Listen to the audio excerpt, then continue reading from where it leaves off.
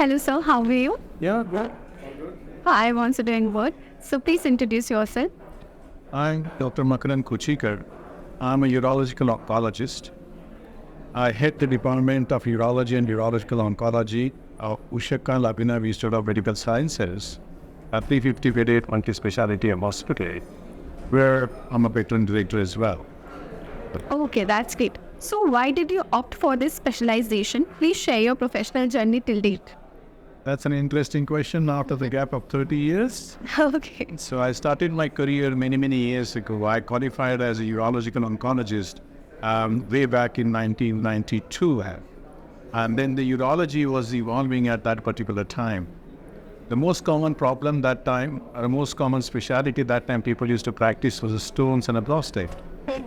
But oncology was something, an area which was not much very well developed. And I understood at that time when I trained in India, apart from stones and prostate and transplantation, there is actually a sort of a scope for urological oncology. So I decided to go to UK. So I got trained in London and Cambridge and so many other places.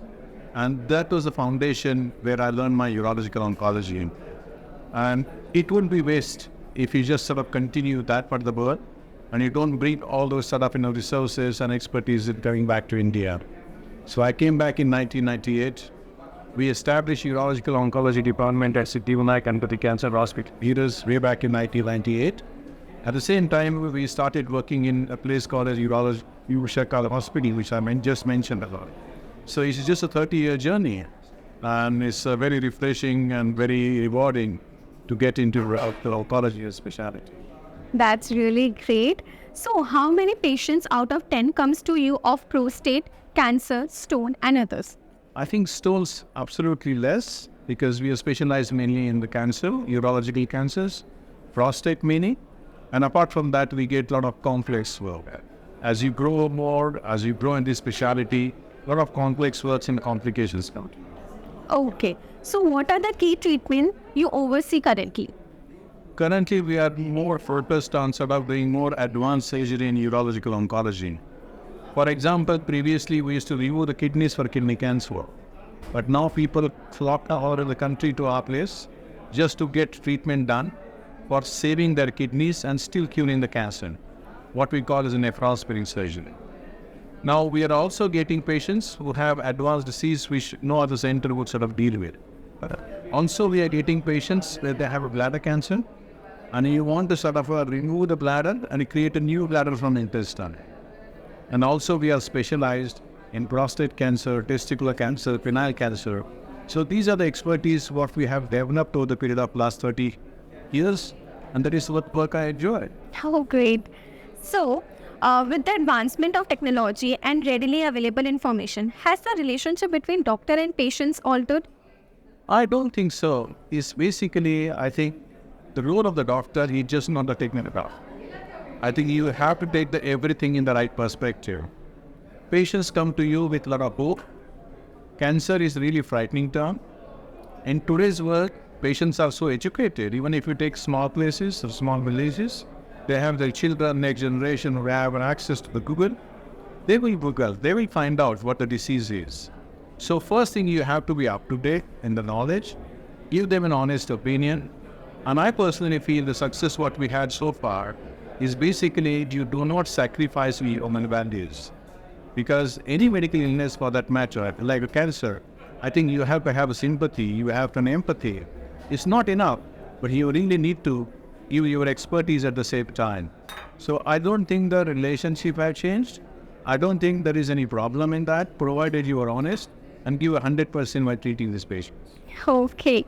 So what are the most common lifestyle issues you come across in patients? I think in the new generation, or even the people, what we see the entire spectrum, is the westernization of lifestyle. People don't exercise, people eat fatty food, people have western diets, smoking, alcohol, and I think constantly with the smartphones. So basically this inner peace is all lost. So what you need is basically changing the lifestyle modification. So eat sort of a less fatty food, no alcohol, no smoking, exercise regularly. You do that, I think you can keep all the urological pathologies away from you. Great.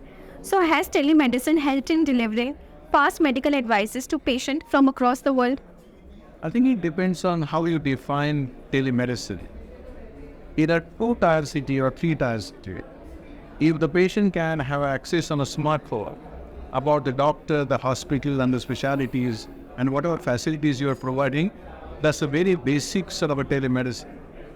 The next step is you are using telemedicine along with your juniors and colleagues and people who are working in a smaller places. A doctor will communicate to you through the telemedicine or a video call or WhatsApp call. He can share the scans and the reports and everything, and you can guide them when to send them to the hospital, in case of emergency, what to do. So I think that's the middle grade of telemedicine. The higher level of telemedicine is talking about you are doing some surgery, you have some issues, or you are helping some other centers when they land into a problem by having the Zoom meeting, or WhatsApp calls or the video calls. So it's a different level of telemedicine. And I'm so happy India is going so fast with technology. The telemedicine has arrived, it will stay and it will grow further. Oh, great. So, how would you rate the advancements in medical science in India when compared to the West? I think we are at the mark. In terms of techniques, in terms of expertise, you take any part of the Western world, you take US, UK, Australia, the top surgeons are basically an Indian-oriented surgeons. What probably we are lacking is basically the research. Nothing, there is a huge scope for a research. I personally feel a doctor should be a surgeon scientist. We just shouldn't be technopathy. And I've been brought up and I've been trained overseas because of that. So every surgeon has to become a scientist or researcher. If that gap is filled, I think the gap between the Western doctors and Indian doctors will further gap. Oh, nice. So, last question, how do you see the future of Indian healthcare sector? Fantastic.